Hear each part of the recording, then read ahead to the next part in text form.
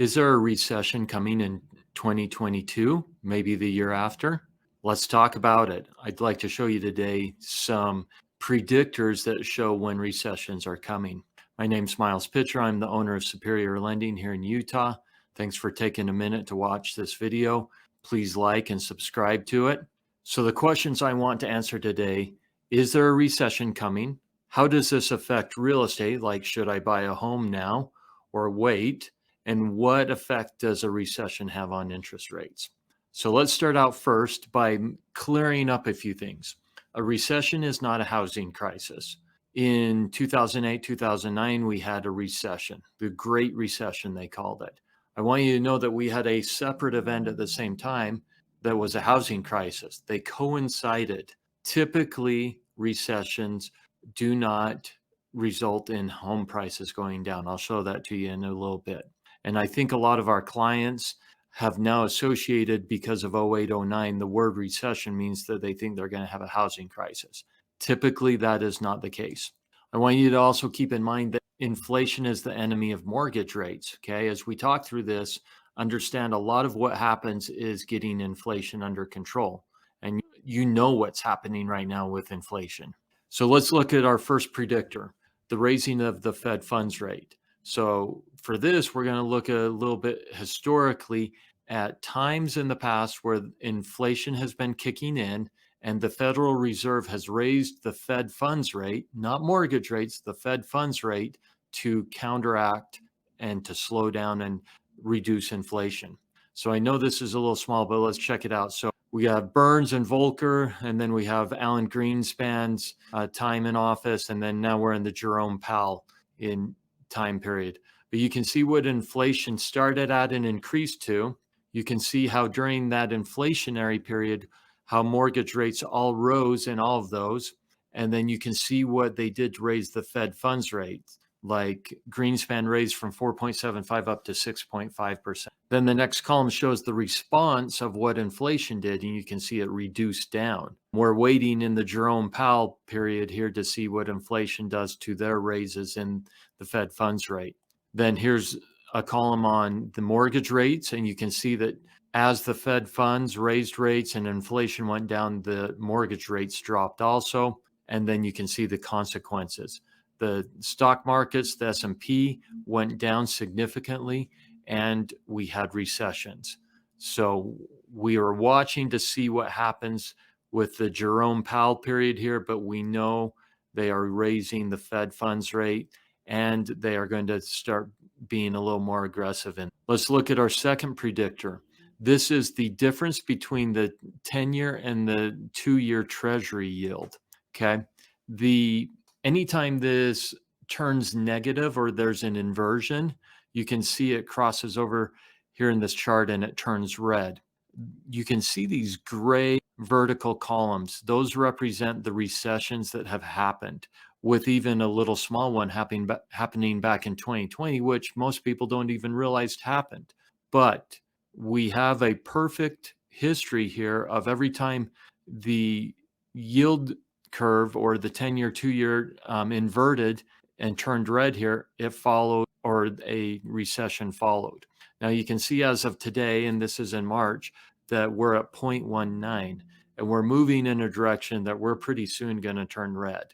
So when we do that, it's another great indicator that there will be a recession coming. Let's look at the next predictor.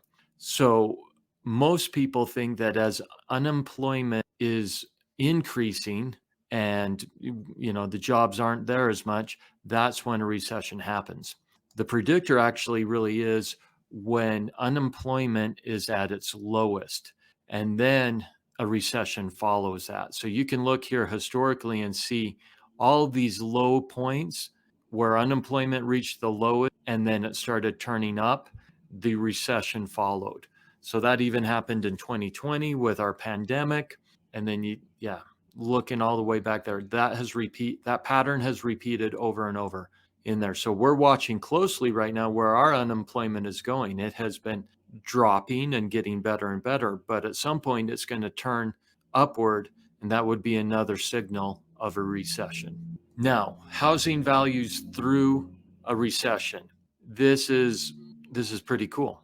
So the Great Recession that happened in '08 and '09 is the outlier here. But every other recession, home values have come out of the recession higher than when the recession started. So again, this is evidence to those people who think that a recession equals a housing crisis. Historically, it typically doesn't. So really cool chart. By the way, the Case-Shiller Index is a housing price index. It measures across the nation. They publish it. You can pull that up and look at that anytime to see how the housing market is doing. Now, what do mortgage rates do during a recession? So if you look here at every gray column, it represents the recession periods, and mortgage rates during a recession go down. Okay. This is great news. This helps the housing market.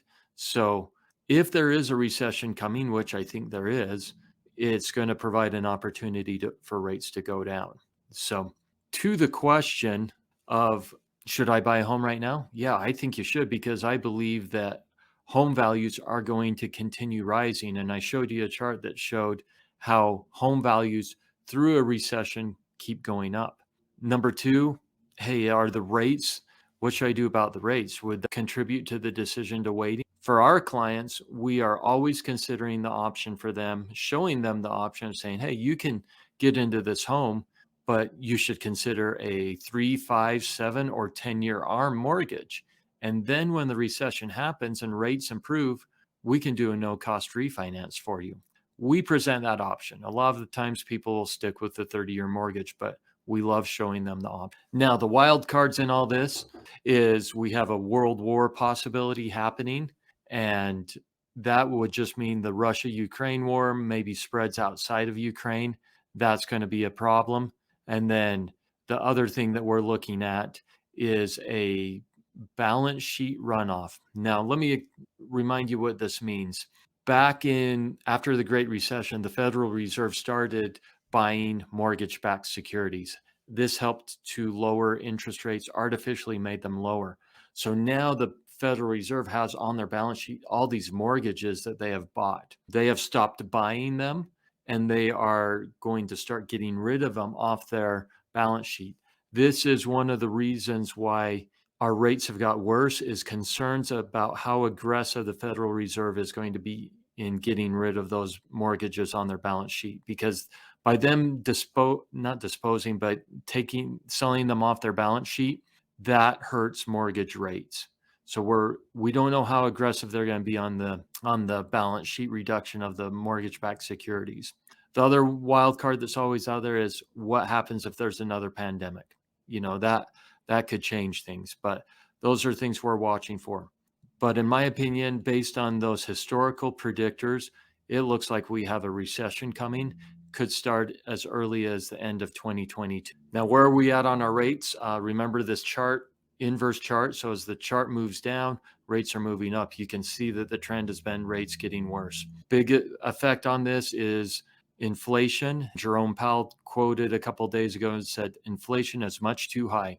We know they're raising rates throughout this year, and he spoke that they may even do 50 basis points rather than the incremental 25 basis points.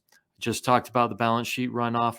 That is one of the contributing reasons, the fears of that being done aggressively. And then always keep in mind, inflation is the enemy of the mortgage rates. So as the Fed raises Fed funds rates, not mortgage rates, that will help get inflation under control.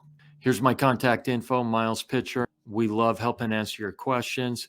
We believe every client should have all their fees explained to them clearly. They should understand every single one. And we believe that every client should have plenty of options shown to them so they can make an educated decision. Have a great week. We'll talk to you soon.